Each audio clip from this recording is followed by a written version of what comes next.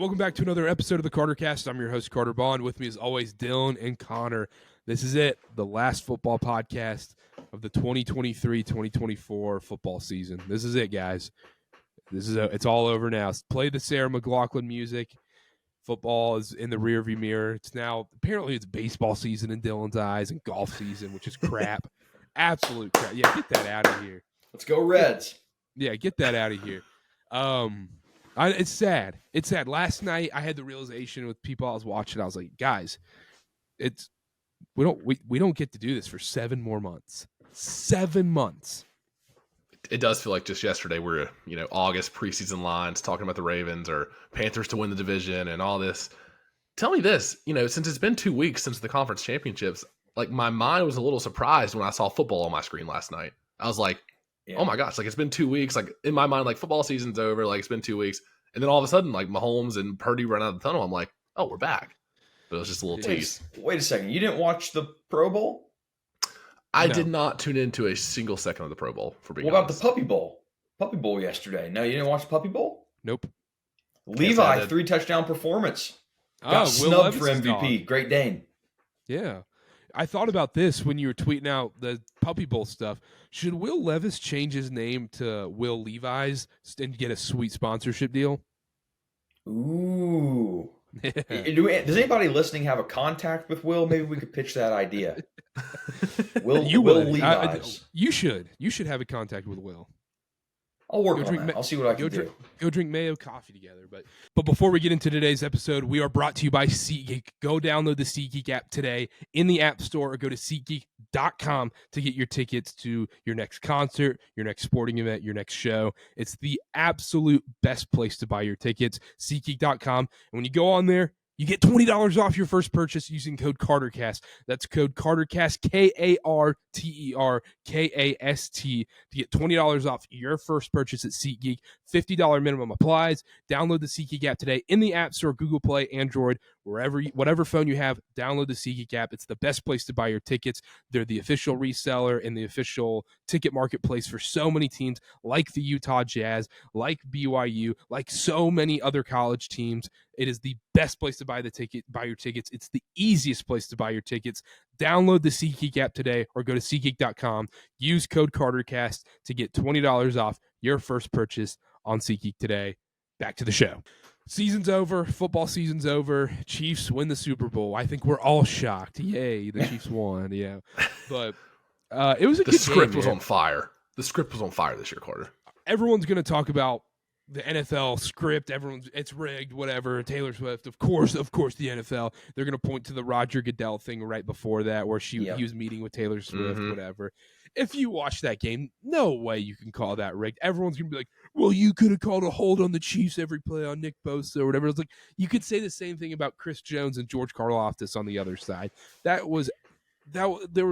was no controversial calls in my mind. There was no 50-50 stuff or whatever. It was almost one of the most straightforward Super Bowls I've ever seen, where it was a pretty clean game for the most part and pretty well officiated in my mind. The problem with the whole scripted community is that it's always going to be scripted no matter what happens. So like the lead up to the game, a lot of the gambling Twitter was like, oh, Kelsey 2 touchdowns, Kelsey first touchdown. It's the script, Taylor Swift. That didn't happen, but then it's still scripted because, oh, well, the Chiefs won. So it's like you can't, as the football purists that we are, we can't beat the scripted crowd because there's always going to be something that lets them believe that it's scripted. Well, the script just keeps changing. It just keeps changing to fit the narrative. It's like, oh, well, Kelsey didn't score, but the Chiefs still won. So, him and Taylor Swift are going to kiss in midfield no matter what. Roger Goodell's up there with whiteout and a pen, just changing it as the game goes. The only sports like rigging conspiracy I truly do believe in is the NBA lottery. I feel like that is the most rigged Patrick thing Ewing ever. Is the poster child for this. I would believe with all my heart. I've got like 10 examples, but we're not going to get into that. But I believe the NBA lottery. But we don't have to get into it being rigged because it clearly wasn't. And Chiefs win 27-22 in overtime last night. Look, man, last night what? Well, I was just going to clarify 25-22 because that's very important. Very important for our total bettors. Yes. Mm-hmm. Yeah, you had under 47.5, Dylan? I did. Thank you. No, Another big game, another under. Thank you. yeah, Overtime under, too. I know. Chiefs win You had to work for that 25-22. And a playoff overtime under, too, because then both teams get it. So 25-22 Chiefs. Look, this game boiled down to one thing. Patrick Mahomes was the better quarterback. Patrick Mahomes, if you're a Niners fan, like if you bet on the Niners, if you're rooting for the Niners, the thing is, when Patrick Mahomes had that ball in his hands in the last 2 minutes of the fourth quarter in that last drive in overtime, you felt hopeless. You could see it. Every time the camera would pan to Christian McCaffrey or Brock Purdy, they randomly panned to the 49ers punter at one point. I think the camera person thought it was George Kittle, but it was actually just the punter on the Niners. Yeah. But like you panned to everybody on that Niners sideline, they knew what was going to happen. They were crapping their pants, being like, "This is over. Like we lost. It's over." They're almost trying to reverse jinx it because you could see how sad they were when Pat Mahomes had the ball, only down 3 both times. They just knew. They just knew it was going to happen. That's where you almost have to throw stats out the window in these tight games like that. It's just, hey man, get who do you want with the ball on the last drive? You want Patrick Mahomes. There's no quarterback maybe in the history of the NFL you want more in the last 2 minutes of an NFL game, down 3, than Patrick Mahomes. I mean, it was unbelievable. The plays he was making, he made every right play at the end of the game, whether it was scrambling, whether it was finding the right guy like a Mecole Hardman, dumping it down to Kelsey. It was throwing away at the right times, game management, clock management. It was phenomenal in every way. Every play, I felt like, you know what? Pat Mahomes is going to get it done on this play. I don't know how, but he's going to get it done. And he did every single time. It was unbelievable. Unbelievable. Well, when they got the ball, so when the Niners got 3 in overtime and they get the ball back with a chance to go down and win it, there was no doubt in my mind that Mahomes wasn't going to lose in that game. The only way the Chiefs lose that game is if the ghost of Kadarius Toney comes down, pass hits him on the chest, Niners pick it off and win. It would not have been Mahomes' fault. He was not going to lose in that game, even with the pick earlier in the game. So they come down. You're right, though. Makes every right decision, like a well-oiled machine, comes down. We can get into the whole, like, do you take the ball first in overtime talk a little bit later. But you're right. At the end of the game, it's at the point now where he almost feels inevitable, to where it's like, you're giving me one chance, one drive, one possession to score for the Super Bowl, biggest stage in sports.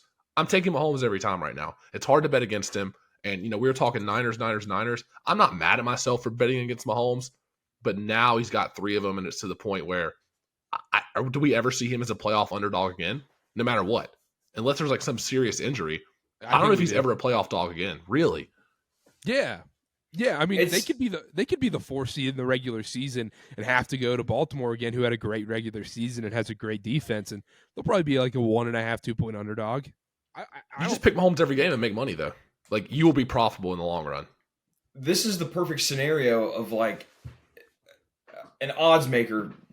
Let's say they're not going to say, "Oh, well, Mahomes did this last post." Like if they have another regular season like they did this year, they're probably, because in all honesty, Chiefs at their max potential, Patrick Mahomes' max potential, they're not an underdog in this game. They were only an underdog because of how they looked the first 18 weeks of the season.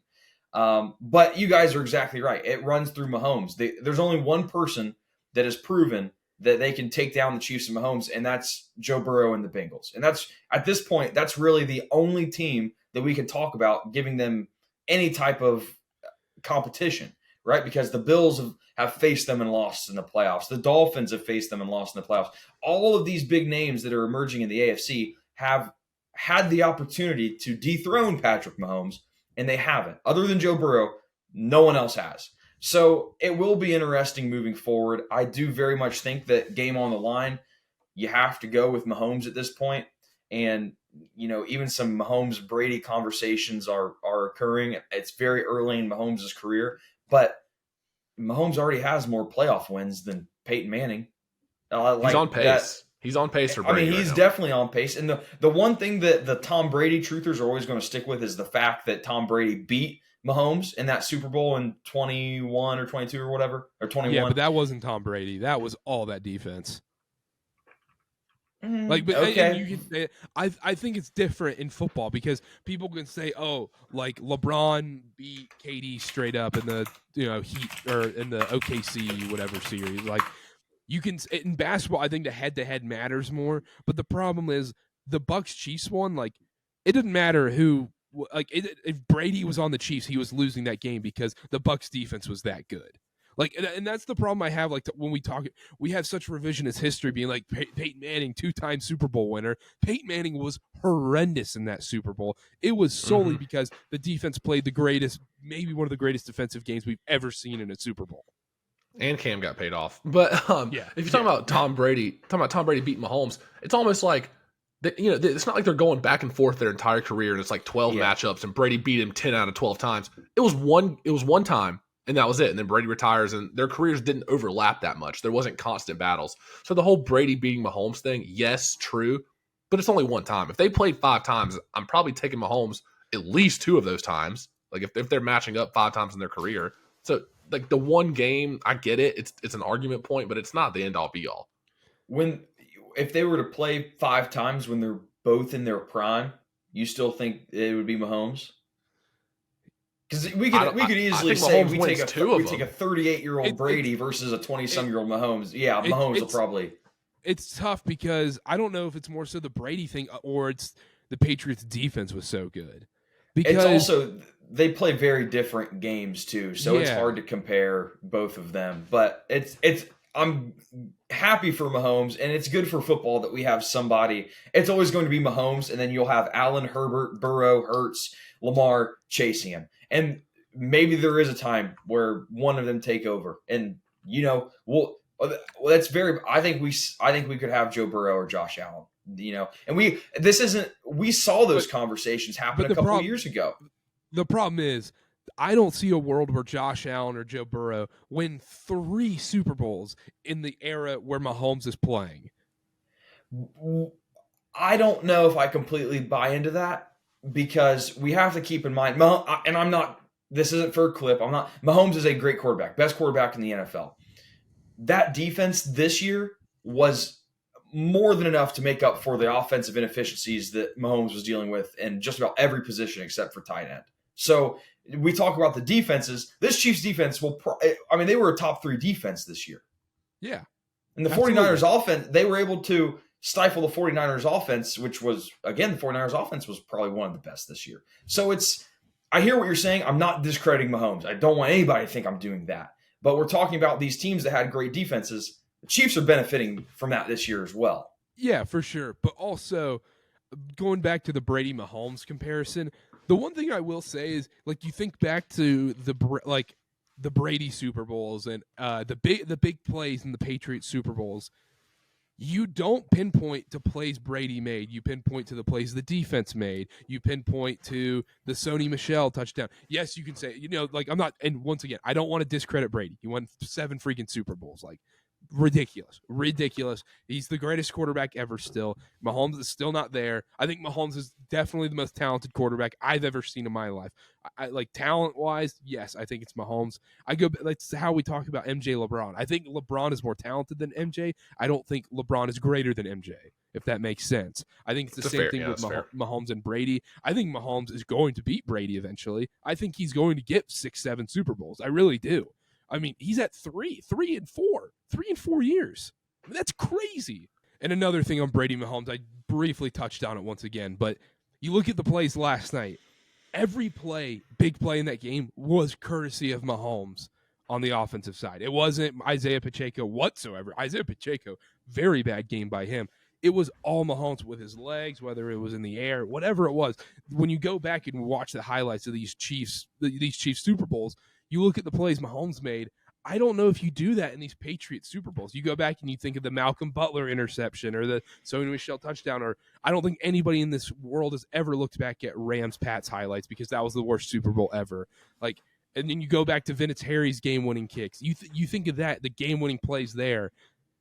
Mahomes has these big moments, and I think that is going to matter, especially in the YouTube, TikTok age where you go back and watch highlights, and we're going to see these pop up on our social media feeds all the time. It's like, when Mahomes did this, because when you go back and watch the Patriot game-winning stuff, you're going to see, oh, Vinatieri hit this, or Malcolm Butler did this. You're not going to see, oh, Brady did that, and everybody that's younger generations will be like, oh, Brady sucked. Like, this Mahomes guy is way better.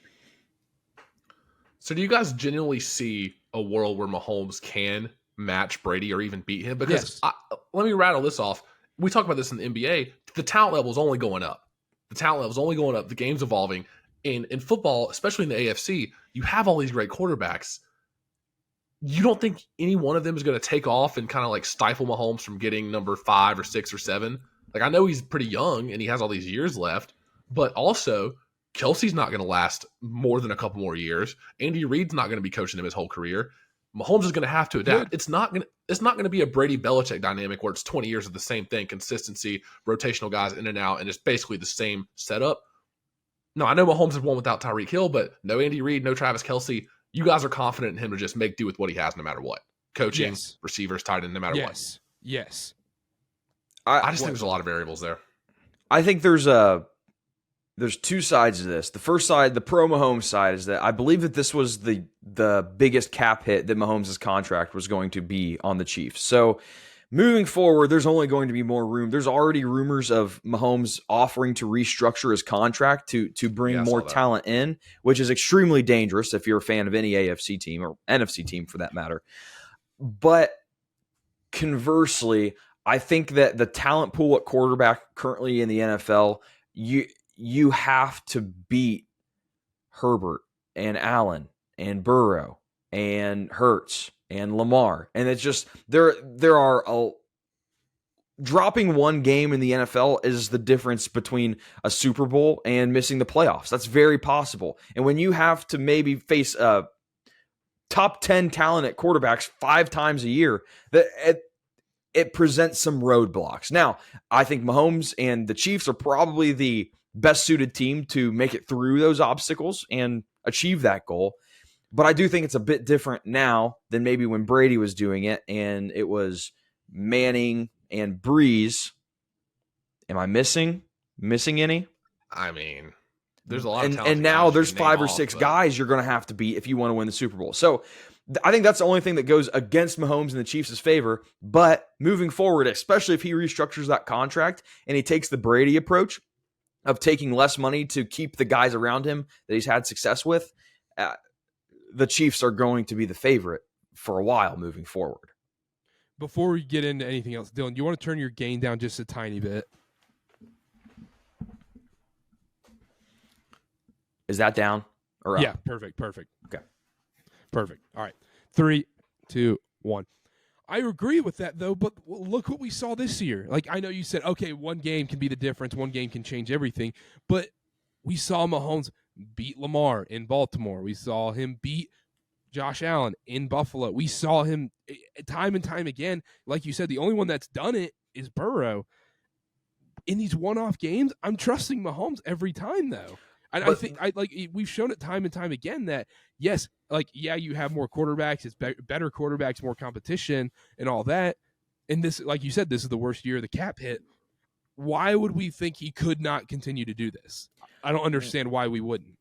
But you say one-off games. Over the course of 6 years, they're not one-off games. They're 6-off games. They're, in Herbert's case, they're 12-off games. So it's like, I hear what you're saying. The difference between the Brady and the Mahomes is you're going to have to play a top 10 quarterback 6 times in order to, and the talent of those top 10 quarterbacks is different than the talent of the top 10 quarterbacks that Brady had to play. So again, I don't want this to be misconstrued as, Dylan doesn't think the Chiefs are that good.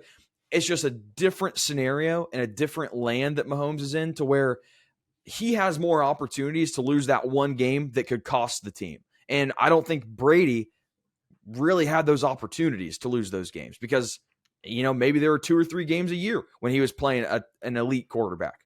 Mahomes is playing him 6 times. But that's the direction. I don't even know if it's as much an elite quarterback, but like these elite defenses, like when you have to go against the Steelers and Ben Roethlisberger and had to go in against the Colts, like the Colts was more so their offense, but like the Ravens, like the Ray Lewis Ravens defense, it was more so those elite defenses he had to go against. I almost think it's a benefit because I think the defenses are weaker that Mahomes gets to go against. Therefore, he gets to look better and he gets to dictate the game more so than that the defense are worse. So what I'm hearing you say is maybe Mahomes actually isn't that good, and he's just a product of playing bad defenses. Is that? Up next on Get Up. Yeah, you're right. Yeah. Yeah. I hate Mahomes, obviously. That's the direction I was going to take it in, is what Dylan said, is the talent pool now, it's not like you're going to be playing Ryan Tannehill in the AFC Championship. Like, for the next 8 years, I would dare say Mahomes in the playoffs is going to have to play a top 10 quarterback damn near every game in the AFC. Oh, sure. If it goes how it's going to go right now. So it's tough to imagine that. But then again, but this year they weren't the same Chiefs team, and I didn't think they were going to come out and win the Super Bowl this year. You're in the playoffs. You're going to be playing a top 10 quarterback. That's not true. I don't. That's think not true. Broncos 15. 15. Blake Bortles was in the AFC Championship. He was not a top 10 quarterback. Okay, but that's just one game, is what I'm saying. Like Flacco. Yeah, at the time. No, that was a fluky run. Maybe if you want to take his last 6 games, but no one thought he was a top 10 quarterback. I just feel like there's not going to be any sort of break at all. Like, there's not going to be that one game where it's Bortles or Tannehill. Like, there will be none. Like, there's no room for error, no margin for error. He gets to play. He gets to play Tua. He gets to play Tua. Yeah. Well, maybe not for that many more years. Yeah, we'll see. Trevor Lawrence, he's not top 10. He's not top 10. So bad year for Trevor Lawrence, guys. Bad year for the nerd squad on that. I wanted to spin it on this. Can we agree that Brock Purdy didn't lose the Niners this game? Because going into the game, like, what are we thinking about that? Is the discourse going to be Brock Purdy's not the guy? They need somebody new? No, what are we going to hear all offseason? He didn't lose them that game, but they did not want him throwing the football. That's what I mean, they did not want him throwing the football. And also, on third down, when it was 3rd and long, did you trust Brock Purdy once? Be honest. Yeah. I did not at all. I think he threw a lot of short passes. He threw a lot of short passes on those big plays. I think that's going to just get lost in the shuffle because he didn't throw a big interception or he didn't have a turnover in the game. But he missed a lot of big time throws in that game that I think would have been a huge difference. I noticed a lot of batted balls at the line of scrimmage for Purdy. There had to have been at least 4. The throws that were like not even close to the receiver, and they showed the replay, and it was tipped. Yeah, like a duck. Yeah. Yeah. I want to say this: game manager. Maybe he was managing the game pretty well. He takes on that. Cam Newton. I don't think Cam Newton's comments were that off. I'll just say they were very off. They were very off. But that's two is a game manager. I'll tell you that. We're gonna start the Dolphins love train, love shack for the Dolphins. Cam Newton was never in a Paramount Plus commercial, so you don't know that. He didn't co-star with Peppa Pig and Hey Arnold. Sir Patrick Stewart. Creed co-star with Creed. Yeah, it's a knock on your legacy. Take me. Cam Newton never played guitar with Darius Rucker in Vegas. How about that? That was awesome too. That's my quarterback. But yeah, man, another point I had in my notes that I wanted to bring up. How much would we be talking about Kelsey getting pissed off at Andy Reid if they would have lost that game? I feel like that would have been the talking point all week. Is like, oh my gosh, Kelsey, like this is over. Like their relationship is done. Kelsey's probably going to retire. Andy Reid and Travis Kelsey hate each other, blah, blah, blah. I haven't seen much of the public backlash on that. But I do very much feel like because they won, it's going to be, oh, Kelsey's a competitor. Oh, Kelsey just wants to win. And if they lost, it would be the opposite conversation. I was watching with a few people here. It's like 4 or 5 guys I was watching with and all of our girlfriends. And when that happened, we all just kind of like paused for a second. We were like, what the hell did we just watch? Like, did that really just happen? Did he just go and shove Andy Reid like to the point where he was off balance? Like it was forceful enough to where Andy Reid was like tipping back and forth. Yeah. Like LeBron would have died. Yeah. That would have been a flagrant 3. They would have invented a flagrant 3 for that right there. I just couldn't believe that. Like when people do that in the regular season, it's like, oh, they're suspended. They're fined. Like we're talking about this anger management classes. Draymond Green's going to therapy sessions for doing the same thing to Nurkic. Yeah. But, like NBA right, soft though. NBA True. soft. But Chiefs win and it's swept under the rug. I don't know. I mean, I just wonder, why are we giving him a pass? Like, is that a good question? Like, I feel like that's crazy behavior. I know it's the biggest stage, but it's probably heat of the moment. Like I said, the number one thing in sports is winning cures everything. Everything under the sun. You're right. Yeah. I mean, what about the crowd that thinks? I saw a lot of tweets about Taylor Swift needs to be worried because if he's acting like this on the biggest stage in sports on national TV in front of the most viewers in the world, how's he acting behind closed doors? Saw a lot of that on Twitter. Have you seen the clip of about asking about oral sex, if he would ever date someone that doesn't give oral sex. No, what is it? No, Have you seen it, Carter? No. Oh, no, well, I was going to make a reference. It doesn't make any sense. Basically, it was a talk show. Young Kelsey. And he just goes, It's so funny. I was gonna make a reference to that, but if you guys haven't seen it, rats. 0 for 1. What? All right. That's all right. Yeah, we love your references, Dylan. I try. Can't say I never tried. I did say a dumb receiver would ball out in this game. It would be so important, and I thought it was going to be MVS. He did have a touchdown, but he stunk in the game overall. Mecole Hardman was that guy. I can't believe he was even in the game. After that reverse jet sweep BS that we saw a couple weeks ago. You knew it. We knew it. Once Tony was out, you knew it was like, okay, Mecole Hardman, he's going to make some dumb, huge play. It was him or Sky Moore. We're just, all of a sudden, they were the guys. And how funny is it if you're on the Jets before the season, you're in that awful, awful Jets locker room, everything's a disaster. You're having Zach Wilson throw to you, playing at MetLife, and you guys are not even sniffing the playoffs. Next thing you know, you're making the game-winning touchdown in the Super Bowl. Most relatable quote, though. I was going to say, McColl didn't know that he won the game. Yeah, he was like, I blacked out whenever I caught the ball. That was the most relatable quote I've heard. He was like, yeah, I just blacked out. And that was the only question they asked him. That was it. Like, Jim Nantz was like, all right, that's it. I was like, next guy. Get out of here. Yeah, you're done. You're done. Kelsey's post-game thing was annoying. I was like, no. Oh my gosh, yeah. Well, I'm Nantz tired was of aggregating it. Nantz was aggregating it the whole time. that's He was one like, you got to fight for your right. He wanted it so bad. He was like, yeah, it was like a girl being like, I'm fine. And all she wants is to be like, you just ask, what's wrong? And she's just like, no, I'm fine. Like, nothing's wrong. Nope. And all she wants is like, what's wrong? What's wrong? She wants that question. And that's what that Nantz was. And then Nantz was like, fight for your right. I was so mad when he asked that. He was fishing for it. He was fishing for it.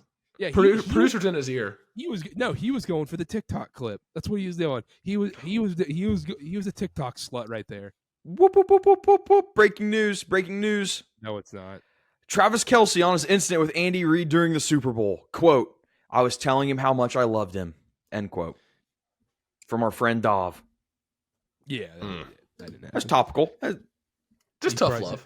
He said, why didn't you put me in the effing game on that play when it didn't matter because Pacheco fumbled? Like, what do you they were like, oh, well, the backup tight end on the Chiefs can't block like Kelsey can, so that wouldn't have happened. It's like, give me a break. Pacheco was fumbling that ball, whether Kelsey's in or not. But anything else with this game? I do want to bring something up kind of funny that happened. I tweeted it out. Mom told us that Juwan Jennings was scoring a touchdown. That was a couple days before the Super Bowl. So she was Tennessee guy. She was texting me anytime Juwan Jennings did something good. So the touchdown pass, it was just Juwan. That's the only thing she'd text, Juwan. Overtime, 3rd and 12 or 3rd and 15 or whatever, the 49ers don't convert. Holding call on Juwan Jennings. Mom texts me, Juwan. On the holding call that was on Juwan Jennings. That had to play. I was like, Mom, did you send that to me because he got held? And she said, yes. That's great. Shout out Juwan Jennings anytime touchdown. Yeah, Juwan Jennings did make that play on. That was the difference right there. I mean, it was 3rd down. Like, that was a pivotal point, and he made that nice cut right there that literally kept them alive in that game. Yeah. Do you want to respond to the Jake Moody haters? Because I think you guys are screwed. They have a little bit of fuel, though. They have a little bit of fuel because they can always say, oh, well, if he makes that extra point, they win. Not his fault. Offensive line, you got to keep him farther back. You got to keep him farther back. Jake, and this is, you guys aren't off the hook here either. What'd you say? The ball hit his ankle. I think it was a bad kick by him. Ankle's part of the foot. What do you want me to do? That's not where you want to kick it, though. All I'm going to say is Jake Moody, for an hour and a half, held the record for the longest field goal ever in a Super Bowl. And you guys aren't getting off the hook for this either, because all I heard this year, Jake Moody missing his field goals. Oh, Michigan man, probably you could try to make a case for MVP for him if the 49ers win. It wouldn't be successful because I think Juwan Jennings would probably take it home. But you could make a case. And that's all Michigan men do. Jake Moody couldn't have done a thing more. He did all he could to have his team win. And I blame Chase Young. He should have hit the extra point. Carter, I want to ask you this. Is it weird that every time he went up to kick, I got less and less confident in him? Like, I thought there was going to be a miss coming. He nailed the first one. I wasn't more confident. He came up for the next one. I was like, he's bricking this. Even the last one, the short one. Like, in overtime, I was the like, opposite. When he made that 55-yarder, I was like, oh, crap, Jake Moody's here to play. I don't know. I still thought he was going to clank one. I thought there was no way he was making that 55-yarder, to be honest. I couldn't believe it. No shot. And he that was good from 60+. He went unconscious. It was a flashback to the Ann Arbor days. It's just when you go to Michigan, that stuff does not leave you. He should have hit the extra point though. I wanted to ask this. I want to transition here. What are your guys' thoughts on the new overtime rules? And do you agree with the Niners' decision to get the ball first? No, they didn't know. They didn't know. They didn't understand the rules. 100%. You defer every time. If you don't know the overtime rules, if you're listening, both teams get the ball. It's college rules now, but both teams get the ball. Both teams have a chance. You have to defer there because then once you get the ball, all you need is a field goal. Just get one stop, and it's over. People were saying the Niners defense was gassed, tired, even though it was only a 2-minute drive with Mahomes. Like, does that play into your decision at all if your defense is just on the field? No. I think you still have to control your own destiny. Yes. I agree.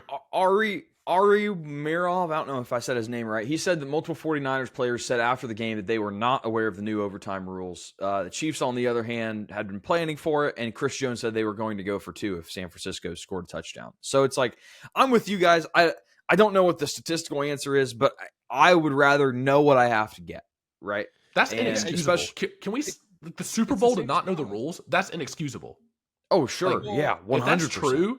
If that's true, give me a break. Okay, but I don't know if it was the players or the coach. The coaches probably knew. If Shanahan didn't know, then that's an all-time, like, holy crap. So you think in the moment Fred Warner's just like, we'll take the ball, just because like that's just ingrained in their head? No. I bet Shanahan told them we want the ball, and it may have been for the defense gas. I think they knew what they were doing. I just think it was the wrong play. There's no way Shanahan, how meticulously planned he is, how good there's no way Shanahan walks in there and goes, yeah, I don't know the rules. I agree. I completely agree. But the thing is, I wanted to ask this too. If that clock expires and the Chiefs are driving, because like it seemed like they didn't really give a shit about the clock and they're driving, is it just like a new quarter? Is it like halftime? Switches side of the field. It just switches side. So the clock in overtime was pointless then? Yes, there's no point of the clock. The only thing I did see was if there was a wind advantage. So then you'd have to switch sides of the field. So you want the timer down. But that's it. But you're playing indoors, so like, what does it matter? Because I was a little confused at first. I was like, they're not calling timeout. What are they doing? Like, they scored with 3 seconds left. I was like, what if the clock runs out? But it would have just switched. Yeah. It just switches sides. Okay. They would have just gone to the other end zone. So, I mean, if you had tickets in the other end zone and you're like third row, you're like, please go to second overtime. Yeah. Or you're a camera guy on that side of the field. You're like, oh my gosh, get over here, please. I can finally get a good shot. But that's about it. That's the only reason I could think of that it matters. Otherwise, there's an indoor game, you don't need a clock. But I think you should have a clock for a game outdoors because like I said, what if there's wind involved in the game? Yeah, I don't know. I feel like the Niners shot themselves in the foot in the first half. They should have been up at halftime more than they were. The Chiefs did not have a drive over 4 plays until the drive they got a field goal right before half. Like, the Niners blew a couple of those chances. That early McCaffrey fumble, people say momentum's not a real thing in sports sometimes. Big momentum shift. I know Pacheco fumbled right back, but that was backbreaking. I don't think that was back. The backbreaking thing was the punt. The punt changed the entire game because that's how MVS scored. I mean, and also people are like, oh, Ray McLeod, that was his fault or whatever. It's like, not his fault. Not. He had to touch the ball. He had to drop on the ball because he did a bad job jumping on it. But like in that moment, like you really can't expect him to jump on that ball like that because that's such a freak thing where it bounces on the heel of that Niner special teams player. Like it really wasn't his fault. It was a freak thing. But if you're a Niners fan and you're like, oh, like, that, of course, that would go against us, against the Chiefs or whatever. It's like the Niners can't talk because the only reason they beat the Lions was because of the luck like that, where the Lions literally had a wide open interception. It drops into Brandon Ayuk's hands down to the 2. Yeah, the awareness by McLeod there is actually pretty impressive. Like to realize it hit off his leg and then still try to get it.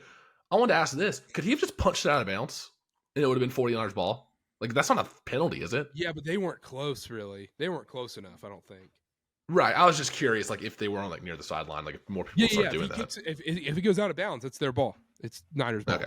That's what I figured. Yeah, I thought that was good awareness. That's just unlucky. And then the Dre Greenlaw injury running onto the field. Yeah, that was just brutal. That's a Niners curse. Yeah. That is legitimately brutal. And I don't think people are talking about it enough. George Kittle was definitely hurt this whole game. Oh, yeah. George Kittle clearly had a messed up shoulder this whole entire game. He was non-existent. I mean, I don't know. That's brutal. And Debo is in and out with the hamstring injury. It's always something with the Niners. It always is.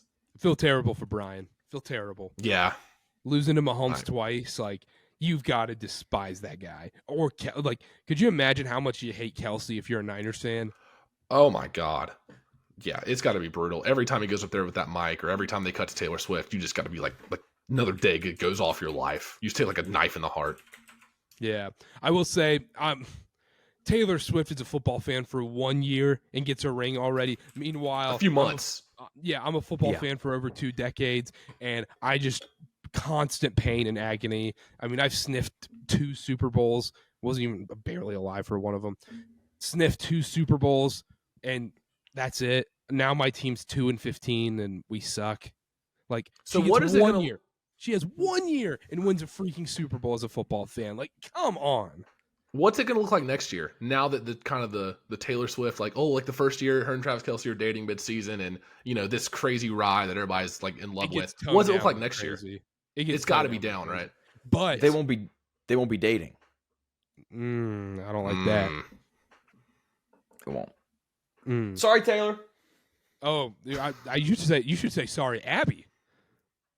Oh, Abby does. Abby's just about as over it as I am. Oh. She does like your music, though. But she does not like the Chiefs. She hates the Chiefs. Maybe more than Aaron Rodgers. But I will say this. The offseason is going to be very annoying. Yeah. That's because where she's dropping the new music or whatever, and then Kelsey's going to be everywhere now that the season's over. It's going to be a lot. It's going to be a lot. Offseason is going to be pretty rough for that. It's going to be like a TMZ photo comes out. They're like, they're in Cancun. Hooray. And you're just like, I don't care. Like, please. All I care about is Duke winning the national title or BYU going to the Final Four. Like, that's all I care about. That's the next 2 months, Dylan. That's what your life looks like. Next 2 months is football or basketball. Not my life. Yep, your college. We're gonna get you in the green on college basketball this week. Bad news for college basketball fans. Normally I take a trip for March Madness. We've moved it to the first week of March. Why? The casino trip. Because my buddy and I that I go with, we don't care about college football. It's like, why are we going on this arbitrary date? Clip it. Yeah, yep. There we go. I'll clip no.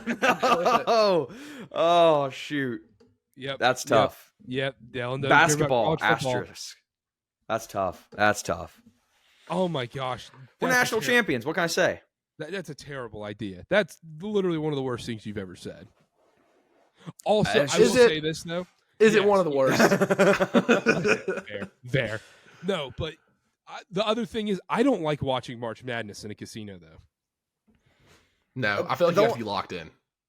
Yeah. See, I play blackjack. I play blackjack and ask for whatever game I want on in the pit. You know how they have like the TVs up top? Yeah. But the other thing is I'm always at the sports book. I'm not going to play table games during March Madness. So therefore I'm going to be at the sports book all day, and usually there's never a seat. There's not enough seats. Yeah, that's very true. You have to get there so early and camp out for a seat. I'm like, I'm not doing that. Or you have to pay. Some places you have to like pay and reserve a spot. Yeah, there's one place I watched it. It was like $80 for a seat. I was like, no, I'm not. I would much rather just go watch in my hotel room and just set up 4 TVs somehow or whatever. Like, also, once you have like mobile stuff, I'd rather just watch in your house, to be honest. Yeah. But the only reason we can take the trip really is to play blackjack, if we're being honest. Yeah. I want to ask this. Go ahead. Did anybody hit on any big props? How was everybody's weekend? Overtime was the only one. Overtime. Right? That was a good one. Yeah, overtime. None of my big ones hit. MVS anytime touchdown hit. I had Jennings anytime touchdown that hit. I had I did live bet the Chiefs at plus 330, so that also hit. Same. I live bet them. I used one of the Bet MGM boost. I didn't think I'd get quite plus 330. I think I got like 258 or something like that. Mm-hmm. And then my favorite play of the weekend, McCaffrey. McCaffrey minus 1.5 receptions against Pacheco. I was sweating my ass off. That was one of my biggest plays. It was 8-6, so it hit. Thank God. Phew. Oh, man. Yeah, no. Elijah Mitchell over 1.5 rushing attempts. Great. And he got plenty of snaps. Like he had 6 or 7 snaps. They were just all pitches and rushes. I know. It's never a throw. Or screen passes. Yeah. No, not for Mitchell. Sorry, Pacheco. Just go. Yeah. But no, I didn't. Nothing hit big. I didn't like. I finished up positive still, but not by a lot. Not as much as I. If the Niners win, then it would have been a lot. It would have been a ton because of my future. But yeah. Like I had my Chiefs future. I mean, I finished up a good amount, but not as much as I wanted. Dumb props did hurt me. Of the last 10 years, was this one of the most entertaining Super Bowls? Because it was pretty brutal in the first half. Like I was sitting there, like it was good football, but I was like, I kind of wanted a little more entertainment. Where does this kind of rank in the last 10 years? For me, I made this comment. It seemed like the announcers were too loud and they were like stifling the crowd noise. Like it didn't seem like a Super Bowl. It didn't seem. Like it seemed kind of fake. Yeah. So that was odd. Overall, I thought it was pretty good. I didn't think it was an 8.5 game for me. Like. I didn't think it was a 9.5. I mean, no such thing as a 10 if you're doing that, but I didn't think it was like a 9 out of. Like I thought last year's Super Bowl with Eagles Chiefs was more entertaining. Yeah, but at least this one was one score. It went to overtime. Like it was always hanging in the balance. Like if it would have been like 30-point win. Eagles was back and forth, high scoring, and it came down to one possession at the very end. That would be the calling card. Is it was like 70 points or whatever in last year's game. 75 I thought points. This was more entertaining than Bengals Rams. Yeah. Oh, really? Yeah, for some reason I agree. Yeah, and I think this was more entertaining, definitely more entertaining than Bucks Chiefs. Sure. Yeah. I was like 31-9, wasn't it? It was better. I think it was better than the 49ers Chiefs one in 2020. I think it was kind of the same, actually. This one was a little bit better. This one was better than Pats Rams. It's better than Panthers Broncos. Better than Panthers Broncos. It wasn't better than Falcons Pats. That was a good one. Yeah. And then it wasn't. I don't think it was better than Eagles Pats. Yeah, no, the Philly special with Foles. Yeah, I agree. But it's probably top 3 or 4 in the last 10 years, I would say. Yeah, top 4. I'd put it at 3. 3, yeah, I hear you. It's pretty good. Yeah, I enjoyed it. Last decade, I would put it as the 3rd best Super Bowl. Dylan, any feedback on the commercials for the show? I thought the commercials were good. If you know me, I have religious guy. The He Gets Us. The first one about washing the feet gave me goosebumps. The second one was good as well about loving your neighbor, even the person you don't agree with. Remember, it was always love first, then judgment. Love first. It always was.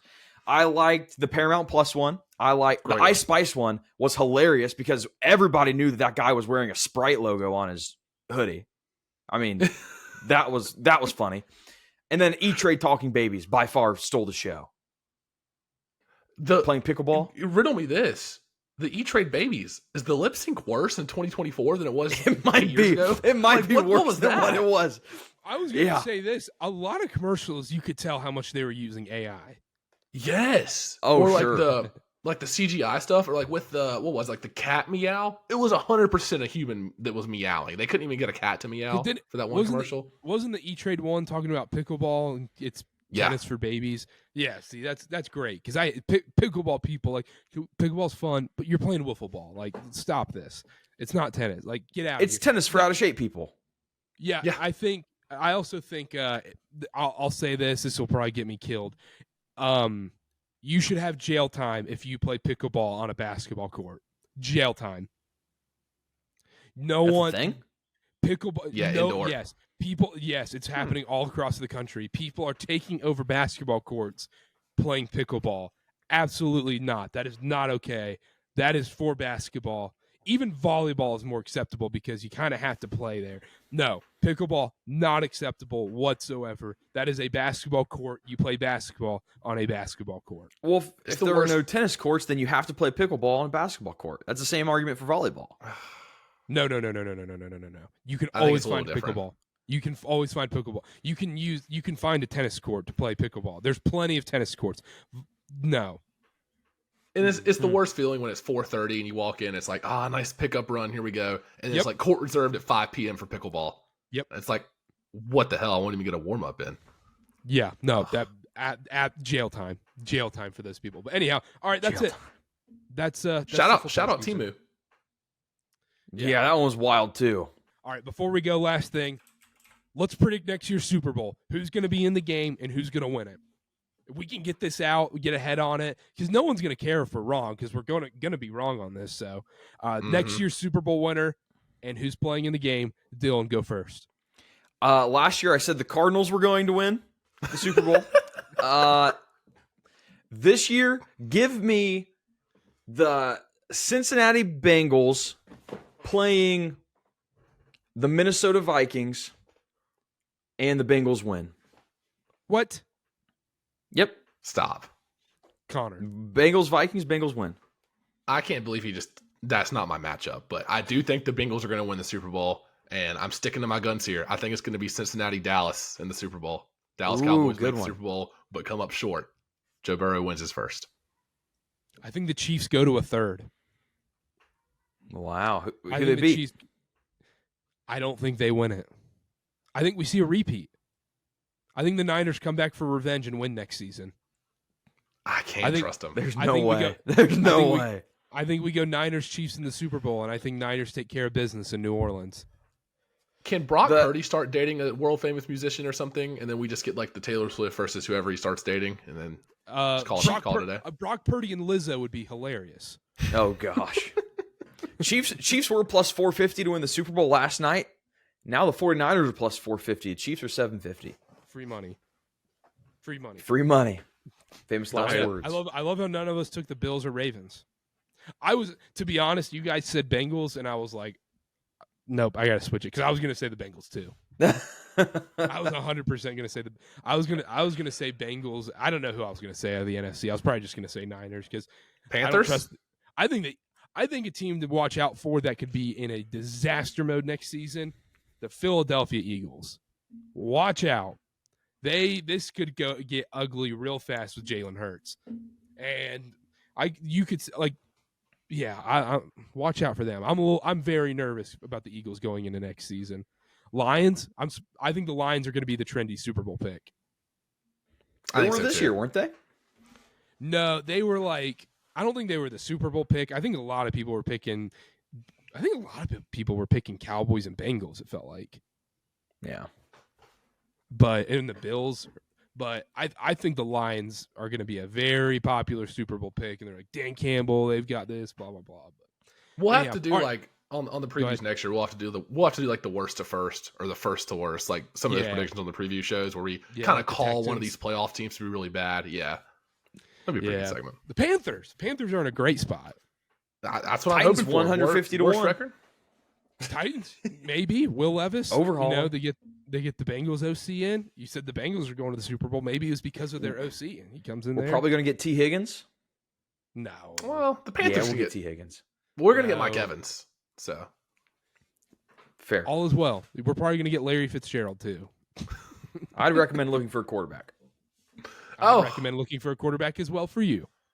Well, Levis is better than Bryce Young. So No, he's not. And Here that's we how go. we We're end starting the early. 2023-2024 football season. That's it from us. Download the SeatGeek app today. Use promo code KarterKast for $20 off your first purchase. That's KarterKast for $20 off your first purchase at SeatGeek. $50 minimum. $50 minimum on SeatGeek when you do it.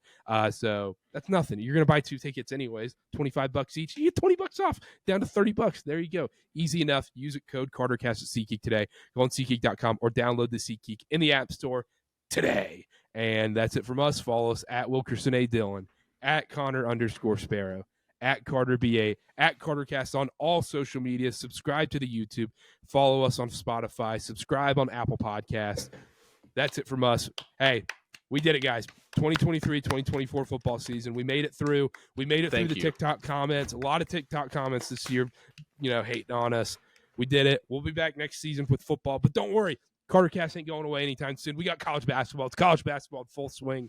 I'm so excited. This is like, I love the Super Bowl. I love football. But then college basketball, that's who I am. I'm a college basketball guy. I love college basketball more than anything. I cannot wait. These next 2 months, all I think about, all I daydream about is brackets, March Madness, Duke, BYU, what's going to happen, Duke, Carolina, ACC tournament. That's all I think about. That's all I'm thinking about. College basketball is going to be back. Connor, we're back to the NBA pods. We're going to be doing those. NBA pods are going to be out earlier in the week. College basketball pods later in the week. Every single time. And Dylan, I'm going to need you to start betting some college basketball and getting on the college basketball podcast. I need you. No, get that out of here. We don't want some Cincinnati Reds bullcrap.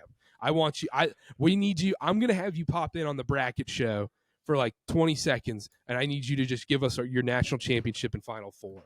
But be careful. Well, little do we forget that I was the sole person other than Carter on the bracket show. Furman Moneyline? Furman Moneyline, baby. Furman Moneyline. Oh, that was Can't hail that. Dylan, are we just great at picking Virginia sporting events? I think. Well, they always said Virginia's for lovers, Carter. Yeah, maybe we're just lovers. Not you and I lovers. Whoa, clip that off. Hold on now. No, I love you, Dylan. I love you. Don't worry. That's what you say. Yeah, you love me. You love me, and I love you too. Yeah, that's what I was about to say. Let's be honest. Dylan gets into college basketball. That's Ken Palm's #1 fan, for being honest. Oh, he's gonna love Houston. You're gonna love Houston. Ken Palm has lost me a lot of money. I think that's just how sportsbooks make their lines, is they just look at Ken Palm and say, "Oh, but that looks right." Yep, that's all it is. 100%. I do want to say thank you to everybody that listened just for the football season. Big shout out, all the clips, all the views, all the engagement. It means a lot. It does. Thank you to all the listeners, all the cast members, the KarterKast crew. Cast members. Roll the credits. SeatGeek. Yeah, roll the credits. But we'll be back, Connor. We'll be back early this week with NBA, and then college basketball later with Ben and I. I'm so excited. We're building the set in here. We're going to be in person for college basketball, the bracket show. We're going to be doing NBA pods. Basketball season's upon us, Dylan. I'm sorry, man. I'm sorry you haven't seen the light of basketball. Maybe one day, but Masters coming up. We'll have to do a Masters show. We did that last year. We'll get some. We'll figure it out. We'll get it in there. We'll do it like a 10-minute Masters segment. How about that? Oh, gosh. I love it. I'll get in the lab. Yeah. All right. That's it from us. Download SeatGeek app today. Tune into the episodes this week. We'll see y'all next time.